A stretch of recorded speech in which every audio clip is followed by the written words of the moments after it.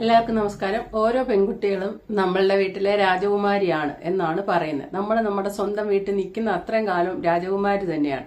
ഇപ്പൊ പ്രത്യേകിച്ച് അണുകുടുംബങ്ങളായതുകൊണ്ട് രണ്ടു കുട്ടികളൊക്കെ കാണുള്ളൂ. ആൺപെൺ വ്യത്യാസമൊന്നുമില്ല. പണ്ടായിരുന്നെങ്കിൽ ആ വ്യത്യാസം വളരെ ഇതായിരുന്നു. ആൺപെൺ വ്യത്യാസം വീടുകളിൽ വളരെ കാര്യമായിട്ട് നടന്നിരുന്നു. പക്ഷേ എങ്കിൽ പണ്ടത്തെ ഒരു പഴഞ്ചൊല്ലല്ല ഒരു വാക്കുണ്ട്, നമ്മൾ പെൺകുട്ടികളുടെ വെറും കാവൽക്കാർ മാത്രമാണ്. അതായത് നമ്മുടെ സ്വന്തം പെൺകുട്ടികളെ നമ്മൾ വളർത്തുമ്പോൾ അതിനെ പറയുന്നത് വെറും കാവൽക്കാർ മാത്രമാണ്.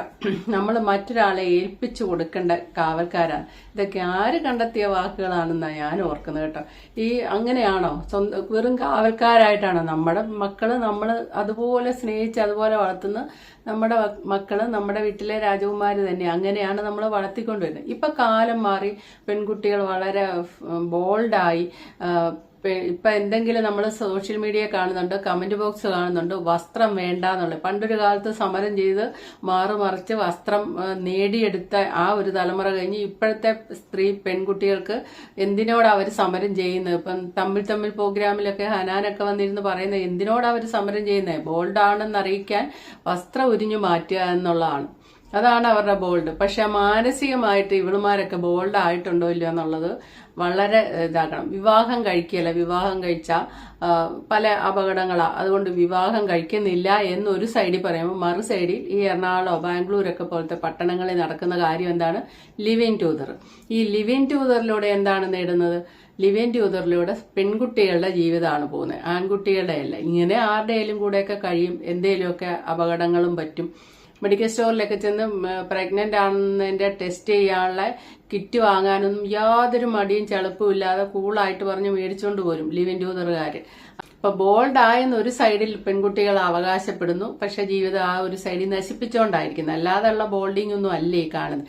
എന്തോന്ന് ഈ ബോൾഡ് എന്ന് പറഞ്ഞാൽ സ്വന്തം ശരീരം പ്രദർശിപ്പിച്ചിട്ട് കുറെ ആണുങ്ങൾ അത് കൊത്തിവലിക്കുന്ന കണ്ടേച്ച് കൂളായിട്ട് കണ്ടോണ്ടല്ലേ ബോള്, കൊണ്ടോണ്ട് പോവില്ലല്ലോ എന്ന് പറഞ്ഞ് കൂളായിട്ട് ഇങ്ങനെ നടക്കുന്നതാണോ ബോൾഡ്? അതേപ്പറ്റി ആരെങ്കിലും പറഞ്ഞാൽ അവർ 80കളിലെ വസന്തം വണ്ടി കിട്ടിയില്ല, അത് ഇതെന്ന് പറഞ്ഞു കമന്റ് ബോക്സ് അങ്ങോട്ട് ഇതാ. പിന്നെ മറു സൈഡ്, വേറൊരു സൈഡിൽ അച്ചടക്കത്തോടെ വളരെ ഡിസിപ്ലിനോടെ വളരെ വളർത്തിക്കൊണ്ടുവരുന്ന കുറെ പെൺകുട്ടികൾ. ആ പെൺകുട്ടികളെ ആത്മധൈര്യം കൊടുത്തു വളർത്താൻ മാതാപിതാക്കൾക്ക് കഴിയുന്നില്ല. പ്രതികരണശേഷി ഉണ്ടാക്കി കൊടുക്കാൻ സാധിക്കില്ല. ഇപ്പം നമ്മൾ റിഫ മേനു, പിന്നെ മറ്റേ വിസ്മയുടെ ഹസ്ബൻഡ്, അതൊന്ന് കാണേണ്ടത് തന്നെയാണ്. പുള്ളി വെളിയിൽ ഇറങ്ങിയിട്ടുണ്ട്. പുള്ളി ജയിലിലുള്ളപ്പം ഏറ്റവും മാന്യനായിട്ട് ഇടപെട്ടിട്ടുണ്ട്. പുള്ളി വെളിയിൽ ഇറങ്ങി നടക്കുന്നുണ്ട്. പ്രായവധി ഇല്ല. ഇനി ജീവിതം എങ്ങോട്ട് വേണേലും മാറാം പുള്ളിക്ക്. അങ്ങനത്തെ ഒരവസ്ഥ. അപ്പം പെൺകുട്ടികൾക്ക് ഒരു പ്രതികരണശേഷിയും ആത്മധൈര്യവും ഉണ്ടാക്കി കൊടുത്തു തന്നെ വളർത്തണം. ഇപ്പൊ ഇവിടെ വളപട്ടണത്തുള്ള ഫാത്തിമ റിസ വിവാഹം കഴിച്ചയക്കുന്നു. ആ കുട്ടിക്ക് 20 വയസ്സേ ഉള്ളൂ. ആ 20 വയസ്സുള്ള കൊച്ചിനെ വിവാഹം കഴിച്ചയക്കുന്നു. ഗൾഫിൽ ജോലിയോ ബിസിനസ്സോ എന്തോ ഉള്ള ഒരുത്തന്റെ കൂടെ എന്നെ വിടുന്നു. റിഫയുടെ അമ്മ പറയുന്ന വാചകം, അവൻ ഇവിടെ നിൽക്കാത്തതുകൊണ്ട്, ഗൾഫിൽ നാട്ടിൽ നിൽക്കാത്തതുകൊണ്ട് അവനെ പറ്റി നമുക്ക് ക്യാരക്ടർ അത്ര അറിയില്ല എന്ന് പറയുന്നത്. എന്നാൽ അച്ഛനും അമ്മയും ഒരു കുട്ടിയെ വളർത്തുമ്പോൾ എന്തുണ്ടായാലും തുറന്നു പറഞ്ഞ് അച്ഛനോടും അമ്മയോടും ഷെയർ ചെയ്യാൻ ചെറുപ്പം തൊട്ടേ നമ്മൾ ശീലിപ്പിക്കണം. ഇവിടെ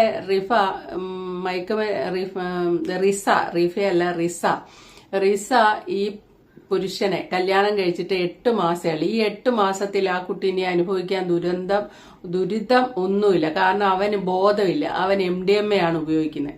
അപ്പൊ അവനാണോ ചെയ്യുന്നത്? അവൻ ഈ പെൺകുട്ടിയെ വല്ലാതെ ഉപദ്രവിക്കുന്നുണ്ട്. പക്ഷെ ഈ കുട്ടിക്ക് ബോധത്തോടെ നിൽക്കുമ്പോൾ അവൻ ബോധത്തോടെ അല്ല ഇത് ചെയ്യുന്നത്. അവനെ കൊണ്ട് ഇത് ചെയ്യിക്കുന്നത് അവൻ വലിച്ചു കയറ്റുന്ന സാധനമായ കഞ്ചാവോ MDMA ഒക്കെയാ ചെയ്യുന്നത്. അപ്പൊ അവനുണ്ടായ സുഖലോലുപതയുടെ കൂടലുകൊണ്ട് അവനുണ്ടാക്കിയെടുത്തിയ ഒരു ദുശീലം, ആ ദുശീലം കൊണ്ട് ജീവൻ കളയേണ്ടി വന്നത് ആർക്കാണ്? വേറൊരിടത്ത് വളർന്നു വന്ന അവൻ. ഈ പെൺകുട്ടി വേറൊരിടത്ത് വന്നു. ഇവര് രണ്ടുപേരോട് യോജിച്ചു കഴിഞ്ഞപ്പം ഇവൻ ചെയ്താൽ അവന്റെ ഒരു മോശ സ്വഭാവം, അവന്റെ മാതാപിതാക്കള് അവനെ വളർത്തിയത് ശരിയല്ലാത്തതിന്റെയും എല്ലാത്തിന്റെയും പേരില് ആ എൻഡിങ്ങില് എന്താ ഉണ്ടായത്?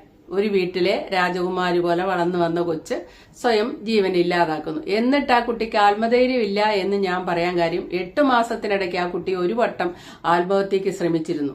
കൈഞ്ഞരമ്പ് മുറിച്ച് അത് ആ 10 വീട്ടുകാർ മുക്കിയിട്ടുണ്ട്. അവരത് ആരോടും പറഞ്ഞില്ല. ഭർത്താവ് ഗൾഫിലോട്ട് പോകുന്നതിന്റെ വിഷമത്തിൽ ചെയ്താന്ന് പറഞ്ഞ് അങ്ങനെ പോയി. ഇതിനിടയ്ക്ക് എല്ലാ വിവരങ്ങളും പറഞ്ഞ് കൂട്ടുകാരികൾക്ക് മെസ്സേജ് അയക്കും. അങ്ങനെ വോയിസ് മെസ്സേജ് ടൈപ്പ് ചെയ്തു എല്ലാം മെസ്സേജ് അയക്കും. അച്ഛനോടും അമ്മയോടും ഇത് തുറന്നു പറയില്ല. പറയാത്ത കാര്യം ബാപ്പയ്ക്ക് ഹാർട്ടിന് പ്രശ്നമുണ്ട്, അതുകൊണ്ട് ഇതൊന്നും പറയല. പറഞ്ഞ അച്ഛന് അറ്റാക്ക് വല്ലതും വന്നെങ്കിൽ അച്ഛന്റെ ജീവൻ അവിടെ സംരക്ഷിക്കാൻ നോക്കുക. ഈ ഹാർട്ട് അറ്റാക്ക് ഒരു വട്ടം വന്നവർക്ക് പിന്നീട് ആൻജിയോഗ്രാം എന്തൊക്കെ ചെയ്തിട്ടുണ്ടെങ്കിൽ അവർക്ക് പിന്നെ അതിനുള്ള ബ്ലഡ് ശരിക്കും ഒഴുകാനുള്ള മരുന്നും എല്ലാം ഡോക്ടർമാർ കൊടുക്കുന്നുണ്ട്. പെട്ടെന്ന് ഒരു ഷോക്ക്, ഈ സീരിയലിലെ സിനിമയും കാണുന്ന പോലെ എന്തെങ്കിലും ഒരു ന്യൂസ് അങ്ങോട്ട് കേൾക്കുമ്പോഴേ അങ്ങോട്ട് തല ഇറങ്ങി വീണ് ചത്തുപോകത്തൊന്നുമില്ല. ഇപ്പൊ എന്നിട്ട് ഇങ്ങനെ ഒളിച്ചു വെച്ചിട്ട് എന്താ, അവിടെ ഒരു ജീവനല്ലേ പോയി. അതുകൊണ്ട് ബാപ്പയോട് ഇതൊന്നും പറയരുതെന്ന് പറഞ്ഞ് കൂട്ടുകാരികൾക്ക് മെസ്സേജ് അയക്കും. കൂട്ടുകാരികൾ അതിനെക്കാട്ടും ബെറ്ററായ കൂട്ടുകാരികൾ, അവളുമാരെ ഒരാളെങ്കിലും ചെന്ന് ഈ കുട്ടിയുടെ ഉമ്മയോടെങ്കിലും നിങ്ങൾ ഓർക്കുന്നപോലെ നിങ്ങളുടെ മകളുടെ ലൈഫ് അത്ര സേഫ് അല്ല കേട്ടോ എന്ന് പറഞ്ഞാൽ അതൊരു ഭാര്യയാണ്. ഭാര്യയ്ക്ക് ഭർത്താവിന്റെ അസുഖത്തിനെ പറ്റി അറിയാം. അപ്പൊ അത് അറിയാവുന്ന രീതിക്ക് മാനേജ് ചെയ്യും. ഇല്ലേ അവരുടെ സഹോദരന്മാരുണ്ടല്ലോ, ഈ ഉമ്മയുടെ സഹോദരന്മാരെ അറിയിക്കാം. അല്ലെ ആ നാട്ടിലുള്ള കൗൺസിലർ അല്ലെ ആരേലും ഒക്കെ അറിയിച്ച് പതുക്കെ ബാപ്പയുടെ ചെവിയിലോട്ട് പതുക്കെ കൊടുക്കാം, ഒന്നിച്ചൊറ്റയടിക്ക് കൊടുക്കാതെ. ഇതൊന്നും കൂട്ടുകാരികൾ ചെയ്തില്ല. അവിടെയാണ് ആ പോയിന്റ് കിടക്കുന്നത്. ഇവളുമാര് ഈ കൂട്ടുകാരികളും ഇതേ ടൈപ്പാണ്.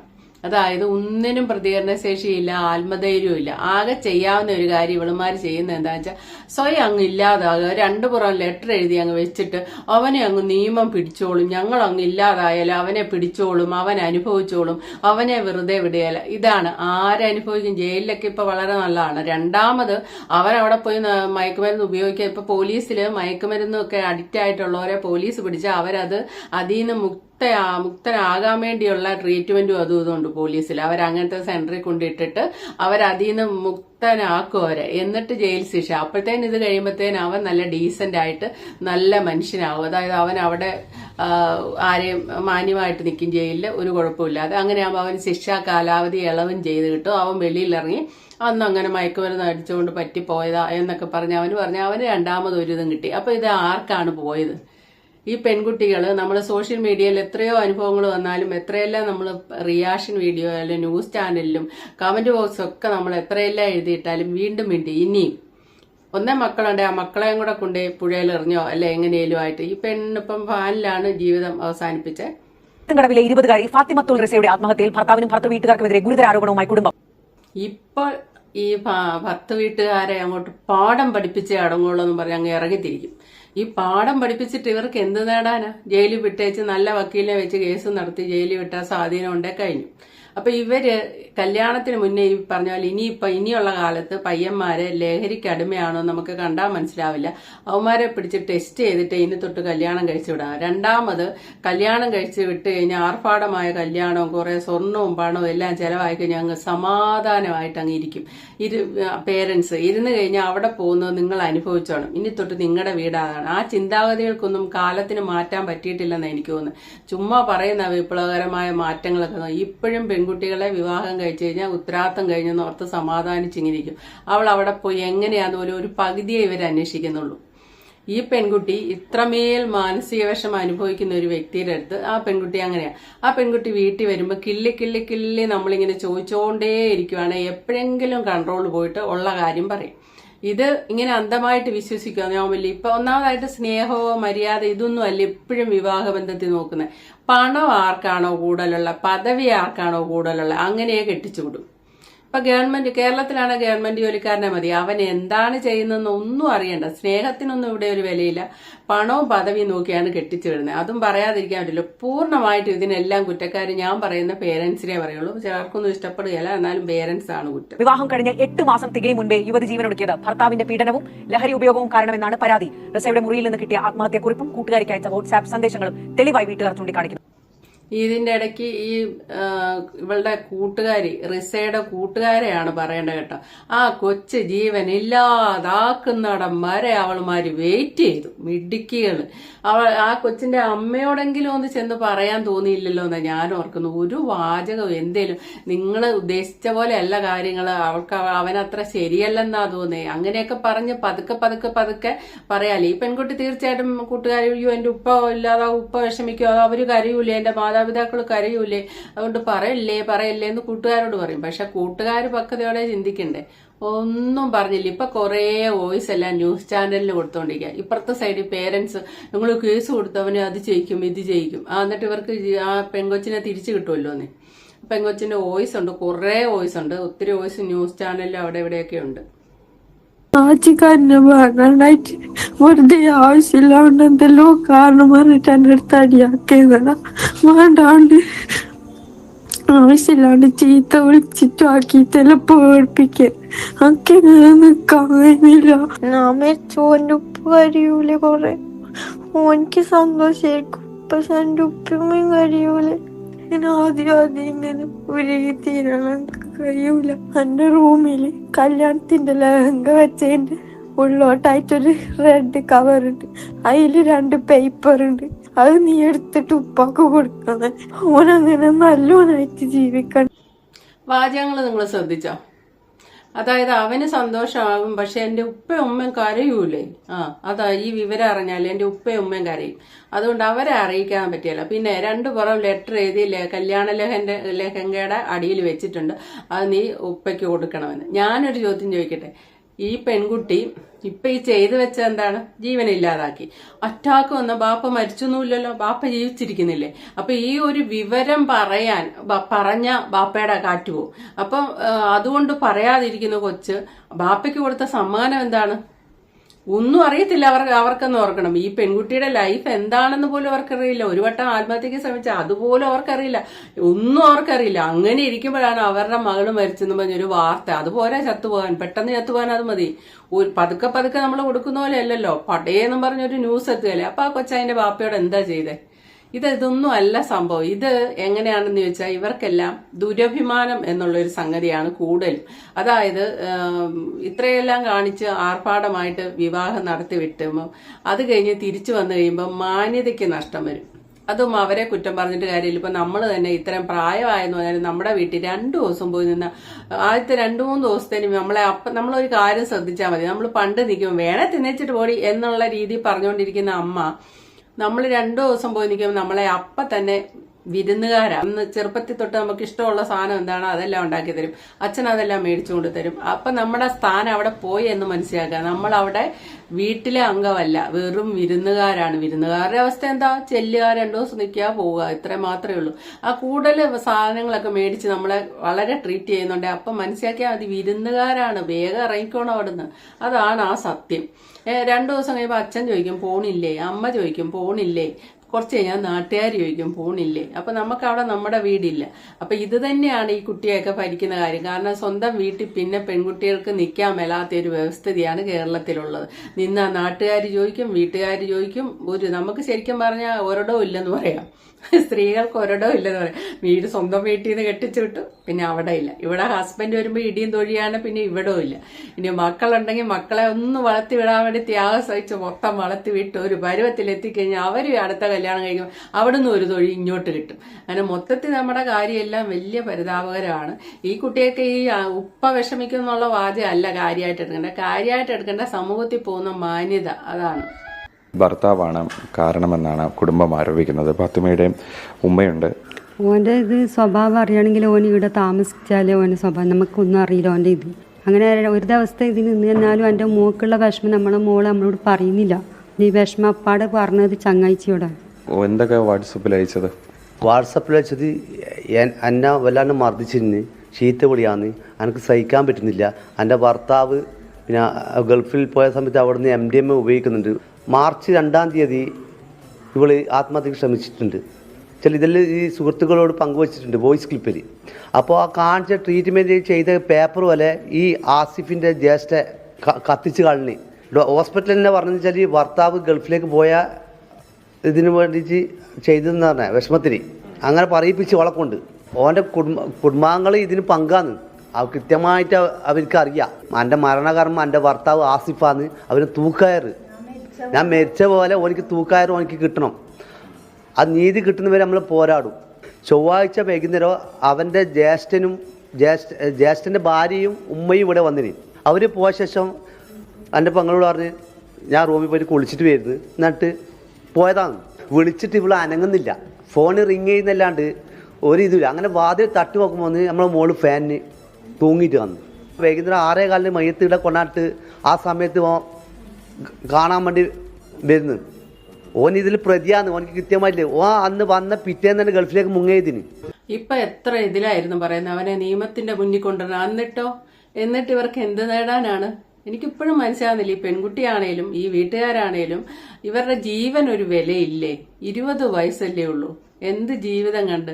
ഏറ്റവും ശ്രേഷ്ഠമായ ജന്മമാണ് മനുഷ്യജന്മം എന്ന് പറയുന്നത്. സ്വന്തമായി എവിടെയോ കിടക്കുന്ന ഒരു വൃത്തികെട്ടവൻ അവന്റെ ദുശീലങ്ങളൊക്കെ വെള്ളം അടിച്ചിട്ടും മയക്കുമരുന്ന് അടിച്ചിട്ടും ഈ പെൺകുട്ടിയെ സംശയവും അതും ഇതും എല്ലാം ആയിട്ട് അവന് ഉപദ്രവിച്ചതിന് ഇവള് സ്വയം ഇല്ലാതായിട്ട് ആരെയാണ് തോപ്പിക്കുന്നത്? അത് മനസ്സിലാകുന്നില്ല. ഇവര് തന്നെയല്ലേ തോക്കുന്നേ? ഒരിക്കൽ കളഞ്ഞാൽ പിന്നെ കിട്ടുന്ന സംഭവമാണോ ഈ ജീവൻ എന്ന് പറയുന്നത്? അത് ഇവര് തോറ്റുപോകല്ലേ ഇതേ. ഇവര് വന്നിട്ട് ഇപ്പൊ നിന്ന് പറയാം അവനെ നമ്മൾ നിയമത്തിന്റെ മുന്നിൽ കൊണ്ടുവരും. ആരാണ് ഇവിടെ ജയിക്കുന്നത്? ഈ നിയമത്തിന്റെ മുന്നിൽ കൊണ്ടുവന്നാൽ ഇവര് ജയിക്കുമോ? ഈ ചിന്താഗതിയൊക്കെ തന്നെയല്ലേ മാറ്റണ്ടേ? എങ്ങനെയും ഈ പെൺകുട്ടികളെ കല്യാണം കഴിച്ച് വിട്ടാൽ അപ്പം തൊട്ട് തന്നെ ഒരു ചെക്കിങ് എന്ന് പറയുന്ന പോലെ ഒരു മൈൻഡ് വേണം. പെൺകുട്ടികളോട് തോണ്ടി ചോദിക്കണം. എന്തെങ്കിലും ഉണ്ടെങ്കിൽ നീ അതവിടെ തക്കാലത്തിന് ക്ഷമിച്ച് വിട്, ഇങ്ങനെയൊക്കെയാണ് അല്ലേ, അവൻ നാളെ നന്നാവും എന്നൊന്നും പറയണ്ട. എന്ത് പ്രശ്നം ഉണ്ടെങ്കിലും ഞങ്ങൾ നിന്റെ കൂടെ ഉണ്ട്, നീ തിരിച്ചു പോരെ എന്നൊരു വാക്ക്, ഈ തിരിച്ചു പോരെ നിന്റെ കൂടെ ഞങ്ങളുണ്ട് എന്നൊരു വാക്ക് പറഞ്ഞാൽ അത് അവർക്കൊരു ധൈര്യമാണ്. എന്ത് പറഞ്ഞാൽ അപ്പൊ അവിടെ ഉടനെ തന്നെ ജീവൻ ഇല്ലാതാക്കാം എന്ന ചിന്താഗതി അവിടെ വരത്തില്ല. അത് ഒഴിവാക്കിയിട്ടുള്ള ചിന്തയെ ആ പെൺകുട്ടി ചെയ്യുള്ളൂ. ഇപ്പൊ 8 മാസം വിവാഹം കഴിച്ചിട്ട് അടിച്ചു പൊളിച്ച് നടക്കേണ്ട പെണ്ണാണ്. ആ സമയത്താണ് വിസിറ്റിംഗ് വിസ എടുത്ത് വിദേശത്ത് ദുബായിലോട്ട് പോയിരുന്നു ഈ പെങ്കൊച്ച്. അതുകൂടാതെ ഇവൻ തിരുതരാ നാട്ടിലോട്ട് വരും. ഇവന് MDMA കാരിയറും കൂടെയാന്ന് പറയുന്നുണ്ട്. ദുബായിൽ ജോലി ചെയ്തിരുന്നപ്പോഴും മാസത്തിൽ പലതവണ ആസിഫ് നാട്ടിലെത്തുമായിരുന്നു. 1-2 ദിവസം നിന്ന ശേഷം തിരികെ മടങ്ങും. ഇതിലും നാട്ടുകാർക്കിപ്പോൾ സംശയങ്ങളുണ്ട്. റിസയുടെ സുഹൃത്തുക്കൾക്ക് അയച്ച ഒരു സന്ദേശത്തിൽ ഗൾഫിൽ നിന്ന് MDMA കൃത്യമായിട്ട് ഉപയോഗിക്കുന്ന ഒരാളാണ്, ഡ്രഗ്സിന് അടിമയാണ് എന്നുള്ള ഒരു സംഗതി അതിൽ വരുന്നുണ്ട്. അപ്പോൾ അതുകൊണ്ട് തന്നെ ഈ ആഴ്ചയ്ക്ക് നാട്ടിലേക്ക് വരുന്നത് ഇയാളൊരു കേരിയർ ആണോ എന്നുള്ള സംശയം നമ്മൾ നാട്ടുകാർക്ക് എന്നുള്ള ലെവലിൽ നമുക്കുണ്ട്. ആത്മഹത്യാ പ്രേരണാ കുറ്റത്തിന് ആസിഫിനെ പ്രതി ചേർത്തിട്ടുണ്ട്.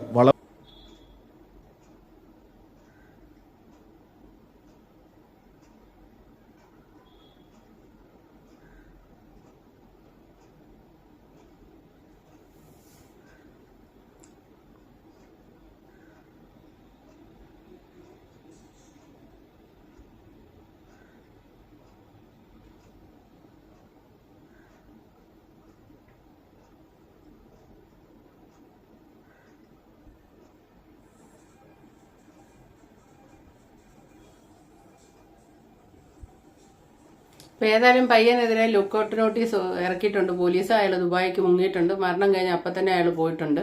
ഞാൻ ചോദിക്കട്ടെ, ഇപ്പൊ മീഡിയയുടെ മുന്നിൽ വന്നു നിന്നിട്ട് അവൻ ആഴ്ച വരുന്നുണ്ട്, അവൻ അതുണ്ടോ കച്ചവടം? അപ്പൊ ഇതിനു മുന്നേ അവൻ ആഴ്ച വന്നില്ലേ? ഈ പെൺകുട്ടി ജീവിച്ചിരിക്കുന്ന സമയത്ത് അവൻ ആഴ്ച വന്നില്ലേ?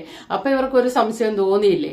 ഇതെല്ലാം ഇവര് പറയുന്നത് ഒരു ജീവൻ കളഞ്ഞതിന് ശേഷമാണ്. ഇവരോടൊന്നും ഒട്ടും ന്യായീകരിക്കാൻ തോന്നുന്നില്ല. നമ്മൾ വിസ്മയ കേസിൽ അന്ന് പറയുമ്പോൾ വിസ്മയ നമ്മൾ ഒത്തിരി സപ്പോർട്ട് ചെയ്ത് പറയുമെങ്കിലും അതിന്റെ ഇടയ്ക്കൂടെ ഒരു വാക്കുകൾ കേട്ടിട്ടുണ്ട് കമന്റ് ബോക്സിലൊക്കെ അന്ന് കണ്ട. വിസ്മയുടെ അച്ഛനാണേലും രാഷ്ട്രീയത്തിൽ എന്തോ പ്രവർത്തിക്കുന്നുണ്ട്. അപ്പൊ അവർക്കൊക്കെ മാനക്കേട് ഒരു വലിയ ദുരഭിമാനം എന്നുള്ള ഒരു സംഭവം ഉണ്ട് ഇവിടെ. എല്ലാവരുടെ ഇടയിലും ഉണ്ട്. തറവാട്ട് മഹിമ. ഒരു പെൺകുട്ടിയെ കല്യാണം കഴിച്ചിട്ട് അവള് തിരിച്ച് കയറും പൊട്ടിച്ച് വന്നു നിന്നാൽ ഇവരുടെ അഭിമാനം ഇടിഞ്ഞു പൊളിഞ്ഞ് താഴെ വീഴും. അത് കാരണം ആരെ അറിയിക്കാതെ വെച്ചോണ്ടിരിക്കും. അവൾ അവിടെ കിടന്ന് അനുഭവിച്ചോട്ടെ എന്നുള്ള രീതി. അവളാണേലും തിരിച്ചു ചിന്തിക്കുന്നത് ഇങ്ങനെ തന്നെയാണ്. അച്ഛനും അമ്മയും വിഷമിക്കും, അച്ഛനും അമ്മയും ഇതുപോലെ കല്യാണം നടത്തിവിട്ടാ പിന്നെ ഞാൻ ഇനി തിരിച്ചു ചെന്നിട്ടുണ്ടെങ്കിൽ അവർക്ക് മാനക്കേടാ. ഇതൊന്നും വേണ്ട. ഇനി അച്ഛനെ അമ്മയെ അറിയിക്കുമെന്നും വേണ്ട. കയ്യിൽ വിദ്യാഭ്യാസം ഉണ്ടെങ്കിൽ ഈ പീഡിപ്പിക്കുന്നവന്റെ കയ്യിൽ നിന്ന് രക്ഷപ്പെട്ടിട്ട് നേരെ ഇന്ത്യയിലുള്ള ഏതേലും മെയിൻ പട്ടണങ്ങളിലേക്ക് അങ്ങ് യാത്ര ചെയ്യുക, നേരെ പോവുക. അവിടെ എവിടെയെങ്കിലും വർക്കിംഗ് വുമൻസ് ഹോസ്റ്റലിലൊക്കെ ഏതേലുമൊക്കെ സുഹൃത്തുക്കളും കാണുമല്ലോ, ചെന്ന് കയറുക. ഏതേലും പേപ്പറിൽ കാണുന്ന ന്യൂസ് പ്രകാരം ഇന്റർവ്യൂവിന് പോയിട്ട് ചെറിയ ജോലിയെങ്കിലും എടുക്കുക. ഇല്ല നമ്മുടെ കൺമുമ്പ് ഇഷ്ടംപോലെ ജോലി കിട്ടും. ആ ജോലികളൊക്കെ ചെയ്ത് സ്വന്തം കാലിൽ അങ്ങ് നിൽക്കുക. അവനവന് കിട്ടിയ ജീവിതം അടിച്ചു പൊളിച്ച് സന്തോഷിച്ചിരിക്കുക. അല്ലാതെ എവിടെയോ കിടക്കുന്ന ഏതോ ഒരു തെണ്ടിന്ന് തന്നെ പറയാം. അവന്റെ ലൈഫിൽ അവൻ MDMA ഉപയോഗിച്ച് അവൻ അർമാദിച്ചതിന് അവന് സമാനമായിട്ട് ഇവിടെ ജീവൻ കൊണ്ടേ അങ്ങ് കൊടുത്തേച്ച് അവനെ തോപ്പിക്കാൻ നോക്കും. എനിക്ക് ഈ വാർത്ത കേൾക്കുമ്പോൾ എനിക്ക് അങ്ങനെ തോന്നുള്ളൂ. ഇപ്പോഴത്തെ പെൺകുട്ടികൾ ബോൾഡ് എന്താണോ ബോൾഡ്? തുണി എടുത്ത് കളയുക, അതാണ് ബോൾഡ്. വേറെ ഒന്നും ചെയ്യാനുള്ള ആത്മധൈര്യം ഇപ്പോഴത്തെ തലമുറക്കില്ല. എല്ലാം വെറും ഭീരുക്കളായിട്ടാണ് എനിക്ക് തോന്നുന്നത്. കാരണം ഇങ്ങനെ ചെയ്യുന്നവരെ ഭീരുക്കൾ എന്നല്ലേ പറയണ്ടേ? ഇതൊരു തരം ഒളിച്ചോട്ടം തന്നെയല്ലേ. ലൈഫിൽ ജീവൻ നിലനിർത്തി ഫൈറ്റ് ചെയ്യണം, അവന്റെ കൺമുമ്പിൽ നല്ല സുഖമായിട്ട് ജീവിക്കണം, അതാണ് വേണ്ട. അതിന് പകരം അവിടോട്ട് പോയിട്ട് തൂങ്ങി എന്തൊരു മിടുക്കിയാണ്. Okay, thank you for watching. അടുത്ത വീഡിയോ കാണാം.